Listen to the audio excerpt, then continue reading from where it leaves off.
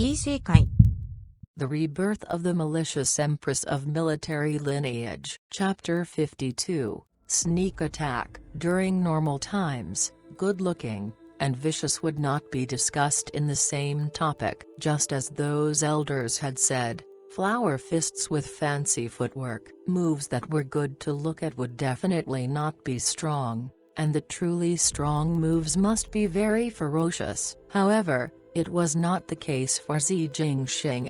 He was born attractive and intelligent with an air of a player, but when he was on the back of a horse with a lance in front of him, he was as if a god of war. That predator temperament was learned through experience on the battlefield, and made one unable to look away. The strength and beauty, charm and ruthlessness. He was just like a beautiful wolf that made one feel the extravagance and courage. The purple clothes were like a purple lighting cloud as the horse galloped with his lead. The blood of everyone in the arena seemed to have heated up as they followed the hoofs. He had a strange trait that could attract others to fly. Zi Changjiao's and Zi Changwu's eyes followed closely that purple-clad youth, and they also separated, one to the right and the other to the left to outflank Zi Jingxing as they wanted to encircle him. This was a shameless tactic as it was 2 against 1.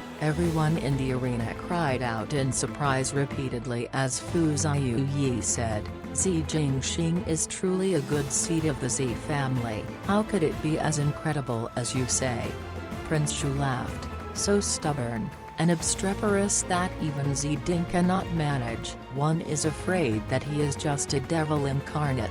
Fu Ziyu smiled, but did not speak. Although Zi Jingxing looked stubborn and obstreperous, he was not easy to deal with. In the face of absolute strength, there was no alternative other than plotting and conspiracies. Zi Jingxing's rationale for putting up a cynical attitude on the surface was that he had nothing to fear, and what made him this fearless was most likely self-confidence. It was different from Prince Zhu's arrogance, and it was also different from Prince Jing's cautiousness. When Fu Ziyu evaluated a person, he would see the entirety of that person. Thus he had many different types of advisors, those who were known talents, those that looked inconspicuous, high-ranking officials who suffered a reversal of fortune, and also some heinous criminals. Only used talents as to him, character,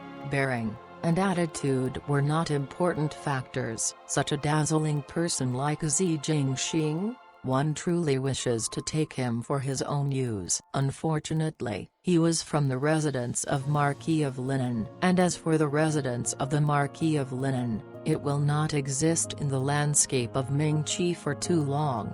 Putting down his regretful heart, Fu Ziyu continued to look up towards the youths on stage. Zi Jingxing, who was outflanked by the 2 Zi brothers, could still nimbly move out of it, as if he was a snake. No matter how tight Zi Changwu or Zi Changjiao besieged him, he could easily pass through. The 2 brothers who worked seamlessly with the 2 lances had now many holes in their actions with Zi Jingxing's few moves, making it look comical. Only by contesting would there be a differentiation between superiority and inferiority. In the process of fighting, which was higher or lower, which was better or worse, could all be seen in a glance. The 2 brothers of the Zi family were unable to withstand a single blow in front of Zi Jingxing. Goodness! Bei Wei covered her mouth, and exclaimed, it looks like little Zi Marquis is playing with the 2 Zi family brothers. That is right. In comparison, Yi Peilan also exclaimed, the lancing of the 2 brothers of Zi family looks like it was only for show. The females could all see the truth, so how could the males in the banquet not see it? Zi Jingxing could kill with 1 attack, but was deliberately wearing Zi Changwu and Zi Changjiao out. It was as if a lion had caught a rabbit, but was not in a rush to devour it, and instead was tormenting it to amuse itself. The little Zi Marquis is truly an incredible person. Feng Anning said.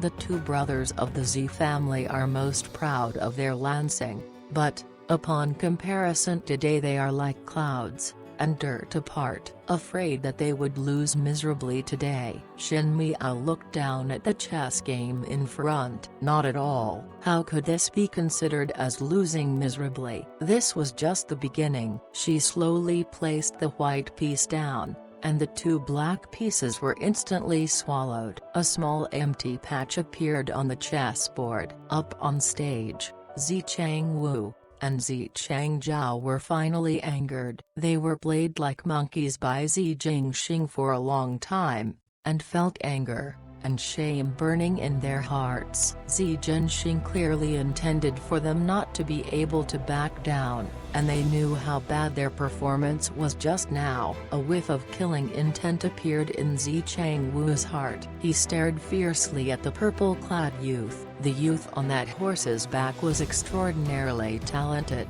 and that smile, yet not a smile look, was very eye-catching. From birth, he was the pride of the residence of the Marquis of Lin, but, even so, he still showed disdain towards that residence. No matter if it was the heir status or towards Zi Ding's biases. He was like the king of the jungle, the one overbearing tiger that blocked everyone's way of life. How could one not be hateful towards him? After much discomposure, Zi Changwu, who had always maintained the perfect mask on his face, finally cracked. He gave a roar, and charged straight towards Zi Jingxing with his lance, but pierced it viciously to the body of Zi Jingxing's horse. Everyone stood amazed. In the lancing competition, there was never anyone who attacked the opponent's horse. As they were saddle horses, by doing so, there was a possibility of injuring the opponent. Upon falling off from a horse's back, a light injury would require rest for an entire month. A serious injury meant that arms or legs were broken, and it was common that one could easily break their neck and die. After all, the academy examination was just a way to assess the students, and there was no need to be any bloodthirst. Thus, there was no such situation like this before. This kind of approach from Zi Changwu indeed was somewhat villainous conduct. Zi Changzhao was shocked by Zi Changwu's action, but he quickly understood. Almost with no hesitation, he drove his horse directly towards Zi Jingxing's direction. It was to trample Zi Jingxing when he falls off to death. These two brothers were crazy. The entire audience had only one thought, not mentioning if this matter violated Ming Qi's law, but, in the Marquis of Lin residence, if the Marquis know about the matter, and if Zi Jingxing met with an unexpected misfortune, could the two Zi brothers escape? The females exclaimed, but, the males drew a cold breath, and those who were timid had already covered their eyes. Feng Ning, a delicate female, screamed in fright. Shen Miao's hand stopped as she looked up on stage at the youth. Even though the two Zi brothers were not superior opponents, this part of the chess game was played extremely and utterly badly, and Zi Jingxing will not let go of this opportunity. But, one saw that black horse giving a long neigh, and both of its hooves were raised up high suddenly as if it was standing up before struggling crazily. The purple-clad youth made a beautiful stroke with the lance, and it broke when it landed. The movement made the horse's hooves twist, and the horse fell onto the ground, and it never stood up again. Everyone had yet reacted, but Zi Jingxing had already jumped and flew over without a second word. His posture was as if he was a divine being flying towards the skies elegantly. With a turn and stretch, the lance had flipped Zi Changwu onto the ground. The other hand, however, picked up some pieces of stones, and with a casual flick, it landed the knees of Zi Changzhao's horse, making it collapse. Zi Changzhou was unable to dodge, and fell in a moment. Both brothers were knocked down by their horses, and it was just in a short moment of time. However, Zi Jingxing lazily stepped on Zi Changzhou's shoulder, and used the other hand that was holding the lance to point at Zi Changwu's head, and a shadow of a smile appeared. Even dare to sneak attack this older brother, truly overestimated one's capabilities.